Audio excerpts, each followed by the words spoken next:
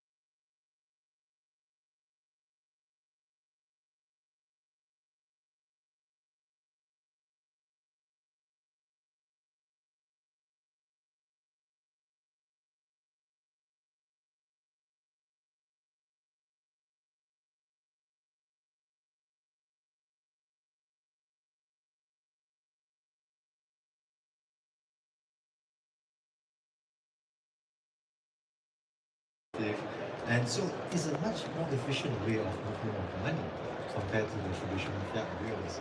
And we host tables on our platform to satisfy user needs as well. And even with our regulated entities globally, with regulators, we highlighted to them the use case, the importance of it, and why this is much more superior in terms of even holding our regulatory capital in terms of stablecoins instead of putting them in banks. Raised some eyebrows though, didn't it? Were you surprised by the reaction? Well, a lot of them still have a lack of understanding of the pros, the benefits, how it works, etc. So it's an educational process, even with the regulators. Brad, can you talk a little bit more about the institutional adoption here and what you're seeing in terms of real-world payments as well on the stablecoin side? Well, I mean, the stablecoin point you're making particularly, I think you are absolutely right that as people kind of went risk off, they stayed on stablecoins, which is indicative of, as Rich was describing, the utility, the 24/7 nature of a stablecoin, but it's also trust, where maybe years ago they might have said, I want to get into a fiat that I trust even more, but people are recognizing that stablecoins can be stable and easier to manage. But look, this region in particular leaned into regulatory clarity early. Ripple launched a stablecoin just over a year ago. It's just passed about $1 billion market cap. But now it's also been approved whitelisted in Abu Dhabi as well as in Dubai and the DIFC. It's good collateral on various platforms from a lending point of view. And I think that the tailwinds just on solving real problems and good collateral that's easy to move and is more flexible and can be, moved multiple times a day even, that wasn't possible before. And I think we're going to see a lot of unlocks that, when Ripple thinks about this, and it's an honor to be up here with these two. We want Solana to do great. We want Binance to do great, because I think we're still bringing people into the ecosystem. Stablecoins are one way of doing that. There are going to be lots of other applications. Some that Ripple builds, some that were built in the Solana ecosystem, and some that Binance builds. Lily, what's your message to traditional finance here and people like Jamie Dimon who have gone from rat poison to pet rock on this? Well, is he still at Pet Rock? I thought he actually came further than that. He did come further than that. I think it was around 2017. It was rat poison. Warren Buffett as well, so he was in good company. And then 2021, we got a Pet Rock, sort of moving up the world. And I remember when IBIT launched, then Jamie upgraded his opinion of the ecosystem into my daughter owns Bitcoin. So, I think that when you're creating, when you're building these disruptive technologies, then there's always this competitive as well as cooperative relationship that you have with institutions, which itself is not monolithic by any stretch of the imagination. And so there are areas that we very collaborative with institutions. I think the most collaborative is on asset issuance.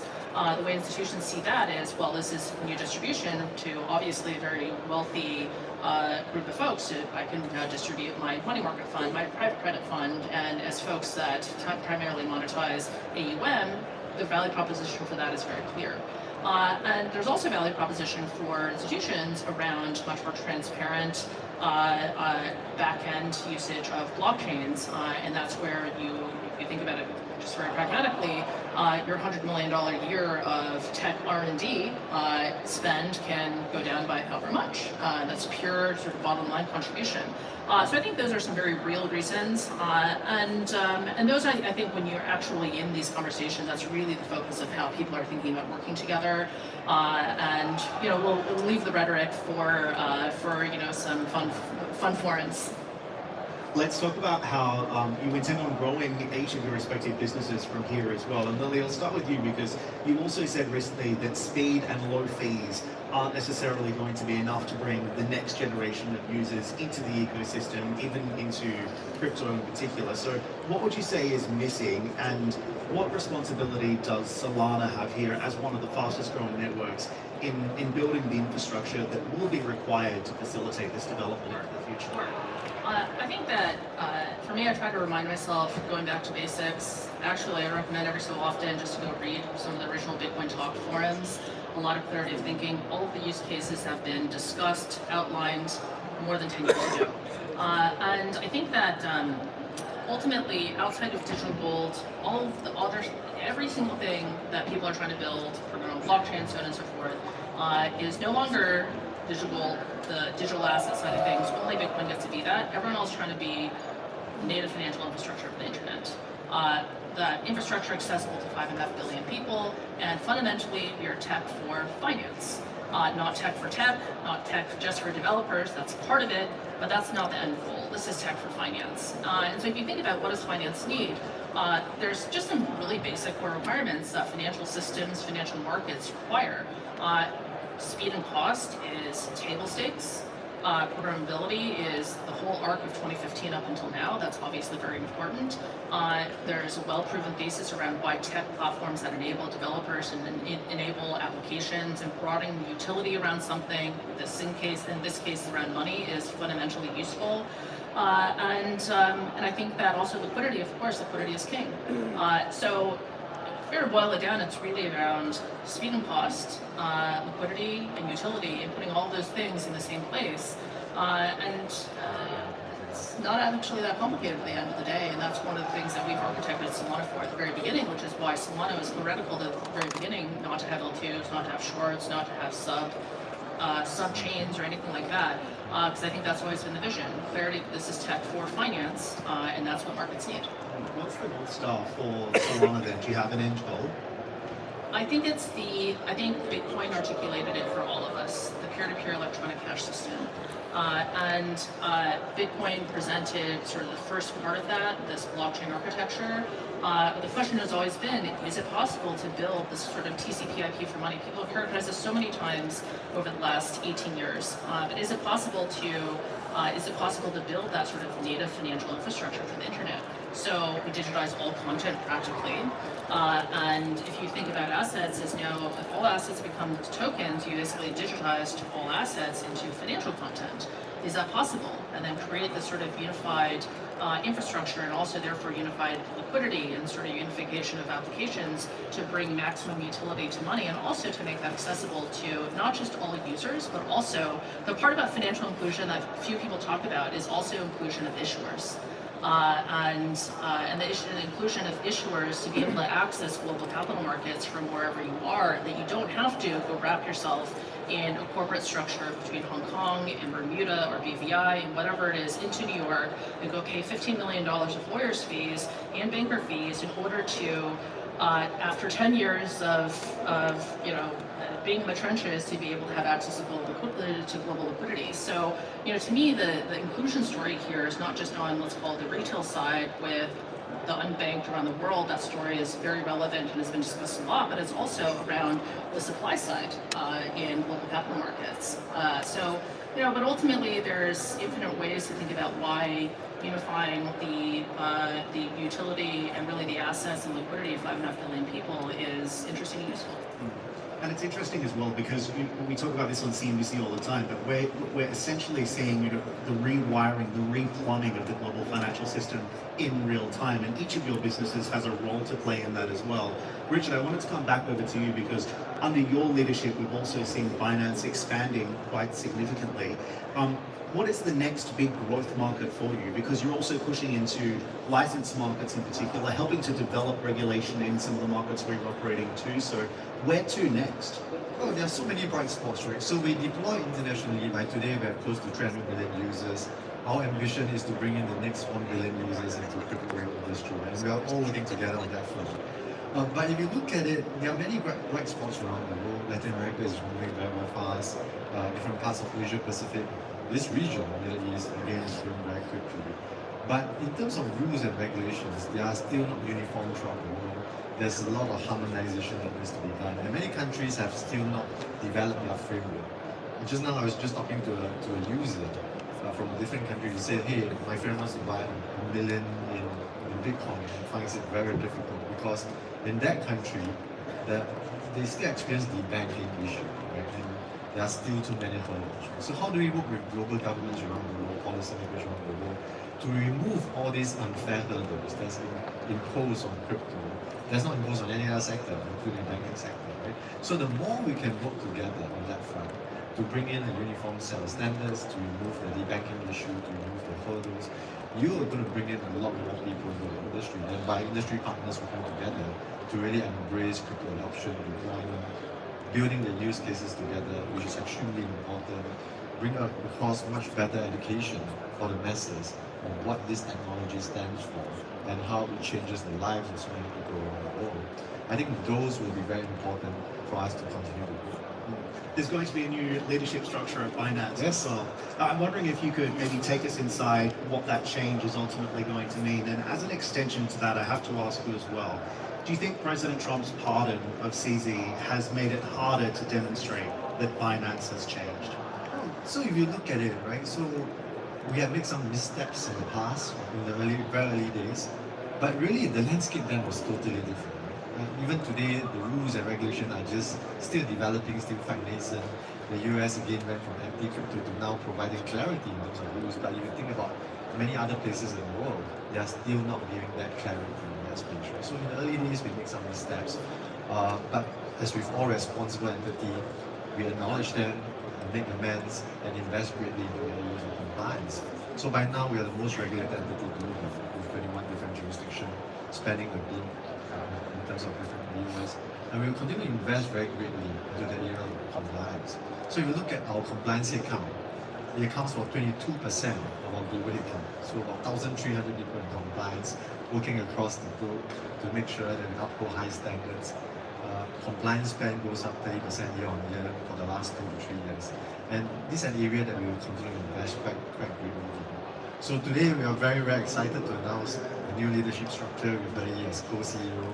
And Lily is not unfamiliar to many people within the crypto and finance infrastructure and ecosystem, right? She's a co-founder, she has been there from the start, and she has been driving a lot of changes and driving the growth of Binance. She's very passionate about community, user focus, building our strategy from bottom up, and we will continue to work together hand in hand. Today, Binance is a much more complex organization than before. We see our growth continue to grow quite exponentially globally. So we started 2024 with 170 million users. Today it stands at 300 million users, and the pace of growth is going to be very, very exponential going forward. So we need a lot of support from not only each other, but also from the senior leadership team to continue to navigate the path forward. Really looking forward to seeing how that continues to evolve and how the business continues to grow. You know, I've got to say, one of the privileges of being a CNBC journalist is that I can ask whatever I like. I never give away my questions in advance. Richard never knows what he's going to be asked, and he always takes my questions with such pride and also such transparency. So thank you for being so honest with the questions there, Richard. Speaking of the big guy, President Trump in the US, let's flip it over and talk about what's happening stateside, because Brad, you've also said in the past that the US regulatory environment is, and I quote here, hostile. So do you think that's changed for the better? And what are you seeing right now in terms of the regulatory roadmap in the United States that will ultimately impact your business? Look, I think one of the things that Binance has done incredibly well, and the numbers that Richard was talking about, 300 million people, they're bringing people into crypto. We all want, there's an echo chamber that we all experience of people in crypto. But the amazing thing about the passionate pioneers that are here in this room is they've been in. We just want that audience to grow. And I think what you're seeing happen in the United States with regulatory clarity, Richard earlier referenced the Genius Act. The Genius Act is regulatory clarity for stablecoins. And you're already seeing more institutional interest in stablecoin payments. Ripple purchased a company called G Treasury recently, which has visibility into over $10 trillion of payments from their corporate customers. And the number of those customers are already, the acquisition closed Monday. The number of those customers that are already approaching us interested in leveraging stablecoins for the flexibility, for better yield, for as a trusted resource is, because of that clarity, people are leaning in. We don't yet have, obviously Ripple went through a long lawsuit with the US government, and XRP received regulatory clarity from the federal courts. We have been championing, and I know Team Solana has been championing regulatory clarity for crypto broadly in what is generally called the Clarity Act in the United States. There's still forward momentum on that. I don't think it's going to happen this year, which the President Trump has kind of championed. But I think sometime in the first half of next year we'll see passage of legislation which will continue to unlock and create more tailwinds for the whole industry. Okay, so we have about a minute left, so I want each of your Wi-Fi passwords for 2026. Before we wrap it up, just quickly, where do you see Bitcoin by the end of next year? I want a simple answer from each of you. Let's make it fun. Richard, what is it going to be? Stronger. Oh. Can you put a number on it? No, I can't make a price prediction, but I'm a long-term holder, right? So I'm not looking at short-term price volatility. But I hope Lily changed her password to Bitcoin. Lily, batter up. What do you think? We're going to be over 100K, guys. It's all good, guys. Right. I'll go out on a limb and I'll say Bitcoin 180,000 December 23rd or December 31st, 2026. All right, where's the prediction market around that now? We'll be live in 2 seconds. Ladies and gentlemen, we are rapidly running out of time, so I want to thank my panel for joining in today, and thank you all for listening in. Enjoy the rest of the conference.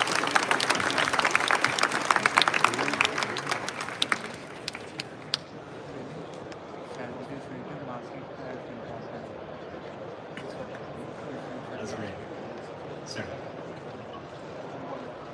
Richard, Dan, Lily, and Brad, all in the same space at the same panel, talking to you about the future of where we're headed in this industry. It doesn't get any better than that. But does it? we have upcoming next the most influential woman in crypto and blockchain today. She has built by far the largest community in crypto. She is an absolute powerhouse, and now the freshly appointed co-CEO of Binance. Please give her an extremely warm round of applause. Her first time on stage as co-CEO right here at Binance Blockchain Week 2025. Please give it up for Miss Yi He, co-CEO of Binance, alongside Miss Alice, Head of Research at CoinMarketCap. Welcome, both.